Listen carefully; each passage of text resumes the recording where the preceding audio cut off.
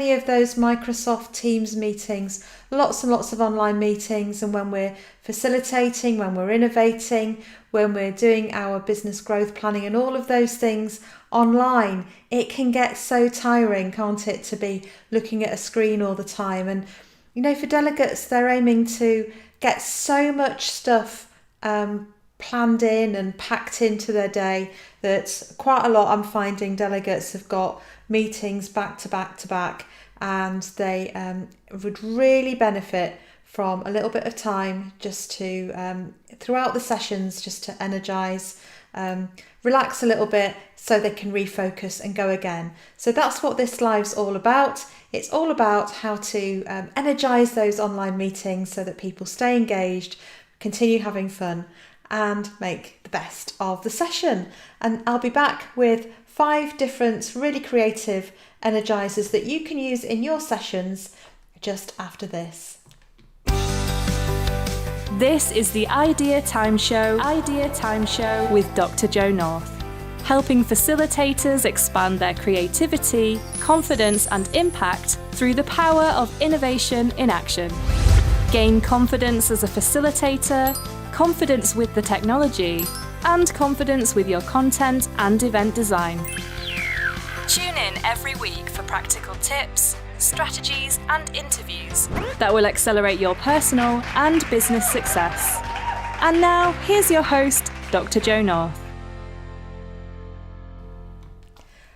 So I have promised you 5 different energizers, creative things, quick things, appropriate things that you can do to help keep your delegates engaged and focused when you're in your online meetings or in your remote workshops, innovation sprints, design sprints, and so on.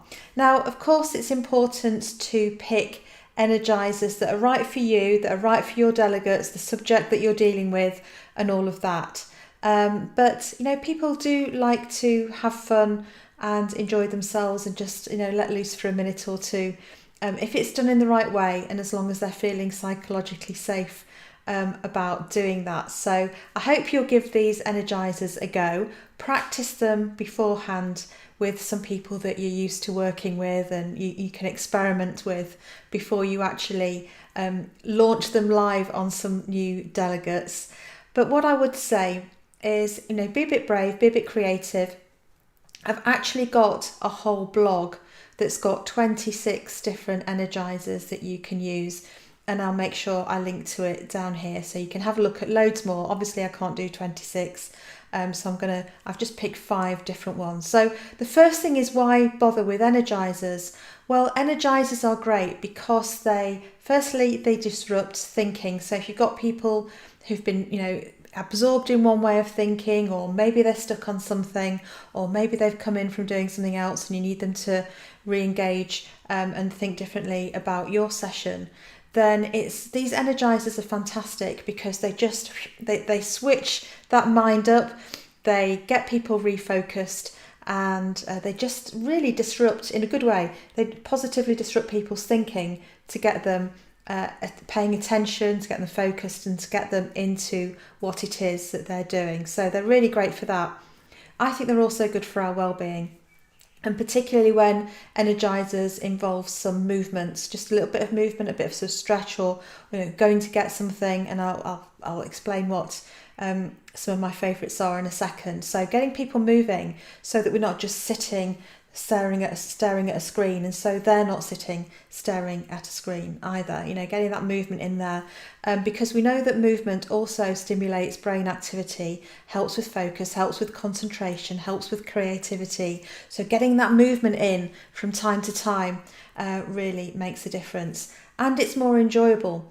So just punctuating your sessions with a little bit of an energizer now and then, done in the right way, at the right time, pick your right moment, then that can work absolute wonders. I tend to use energizers to get people's heads into the game first thing in the morning. After lunch is a particularly good time to get everybody moving and get that blood going, so I get them to do something active. And then certainly mid-afternoon is a good one as well. So as I say, loads of different energizers. Check out the blog for all 26. I'll link to it down here. But the first one is if you're doing an online poll. So you want people to vote on something, or you want some views and opinions of what they think on something. So let's say the group's had a discussion and they've come up with an idea. As long as it's pretty simple, you could say, okay, and as long as you can see everybody on the screen, so it needs to be one of those meetings where you can see all the delegates on the screen, because sometimes you can't see everybody, can you? If you've got a big group or you're using certain software, then say, okay, so let me know what you think. If the answer for you is yes, when I say go, I want you to stand. If the answer is no, I want you to bob down. If the answer is that you agree, I want you to lean left. This is to my left, by the way. It might not be to your left. And if you disagree, I want you to lean right. So you can ask them different questions and ask them to go, yes, stand up, no, bob down, agree, disagree, by moving around. And that's actually a really fun thing to do, and it's quite good fun to get a screenshot of that as well and show them all moving around, and they should be able to see each other. It's really good fun. The second one, which is super easy, because all of these are just very quick, they only take a few minutes, they don't have to take very long and eat into the valuable time that you've got together. The second one is a virtual treasure hunt. So I will give delegates a list of things that they have to firstly go and find in their environment, in their home or their office, wherever it is that they're dialing in from in the remote meeting. And then as a team, they've got to do a team screenshot of themselves with the different objects. And the team that gets the most objects collectively into their screenshot of themselves wins the activity. So there's no prize particularly, it's all just for fun, but people really get into it. So on that list, bearing in mind that many people are still, of course, working from home, there are things like loo roll, a dog, a child, a pencil, a magazine, a photograph of your younger self. You can be creative and put anything you want on this list. So I usually list probably about 15 different things, and they all go off and get as many things as they can, and then they photograph themselves with the toilet roll and the dog and the child's holding a house plant and various things like that. And it's just really nice, and it's a great way as well of getting people working together very quickly and into that sort of collaboration mindset. Idea number 3 is around doing desk pilates or desk yoga. And yes, I actually do ask people to do this in sessions. And again, it depends who I'm with, what I'm doing, what the session's about, and all of those things. And I ask people to take care of themselves. No, don't do any injury. And I've been shown properly by someone who is trained to do this. But even just doing some neck stretches like that, and some head rolls, and getting them to stand up and do some shoulder rolls. Just moving around for a couple of minutes is really, really good. The other thing, if the group's got sort of quite a nervous energy, or they're really excited about something and you just need to change the energy and bring it down a little bit to get some focus, I ask them to do box breathing. And what is box breathing? Well, box breathing is used by special forces actually before they're going into a really dangerous or high stakes mission.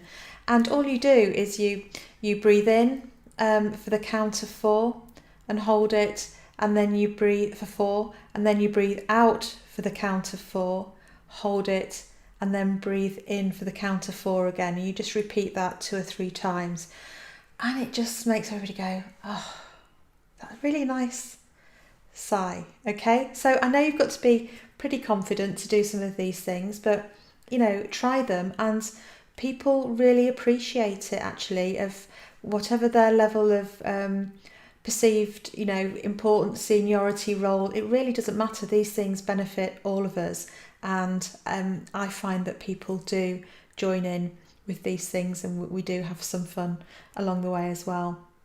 Okay, so that's energizer number 3. So we've had the active poll. So if the answer is yes, stand up, no, bob down, agree, lean to the left, disagree, lean to the right. We've had the virtual treasure hunt, and we've had desk Pilates and desk yoga. Another one is to ask them to go and get a piece of A4 paper.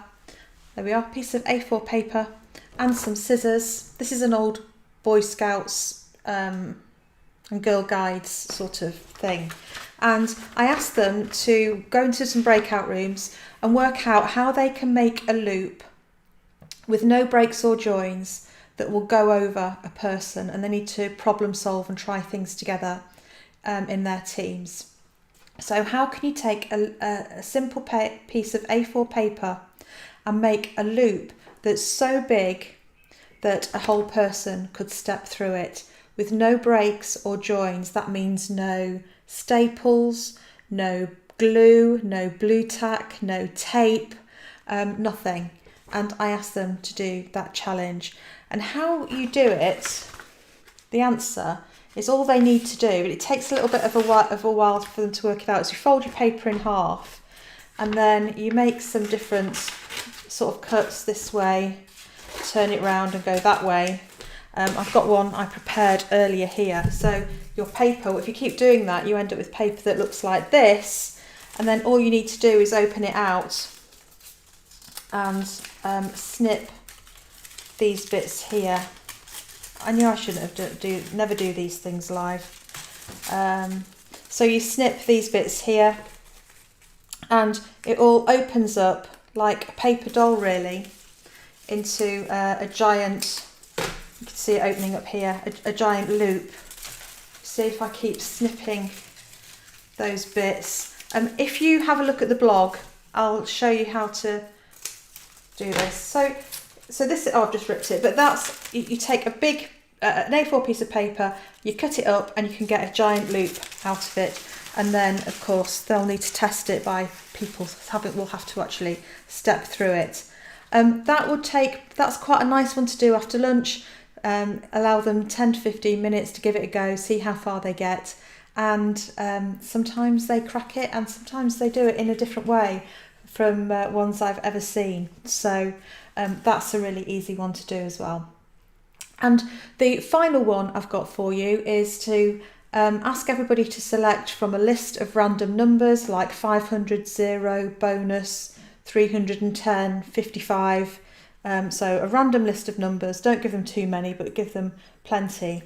And then reveal that there is a question for each number. So each number has a different question, and they're to go away and think about how they would answer the question in relation to their idea or to your theme of the day. So for instance, of course, I work a lot with innovation. I'm asking people to come up with ideas, and so I would say to people, okay, so you've been having some great ideas this morning. Now what I'd like to do is pick a random number each. So they all pick the random number. And then I say, here are the questions relating to those numbers. Go and ask yourselves now in groups those questions about your ideas. And the questions are all what if questions. So what if I were to achieve my idea in half the time? What would that look like? What if I were to multiply my commitment to the idea by 10 times the commitment? What would that look like? What would I do? What if I could invite anybody to dinner to help, to talk me through and help me with this idea?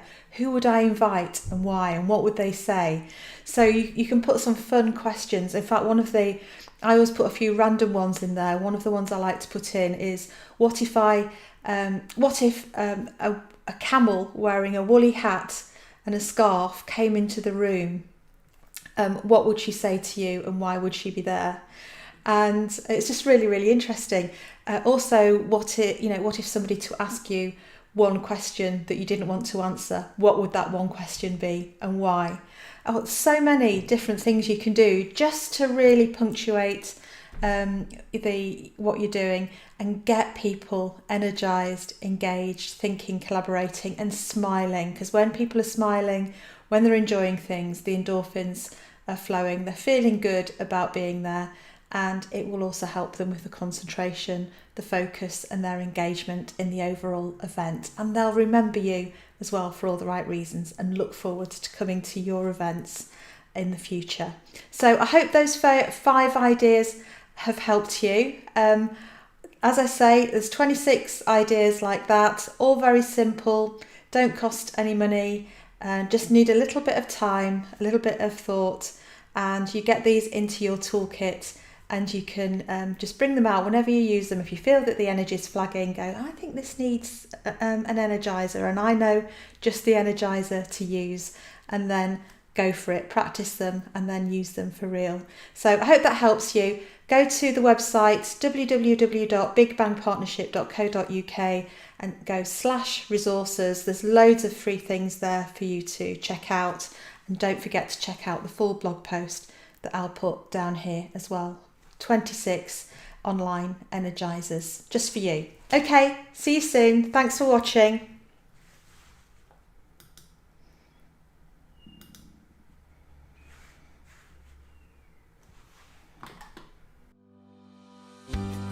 Thank you for tuning in to the Idea Time Show, brought to you by Dr. Jo North. Don't forget to subscribe to our channel and access more completely free resources at bigbangpartnership.co.uk/resources. We'll see you next time.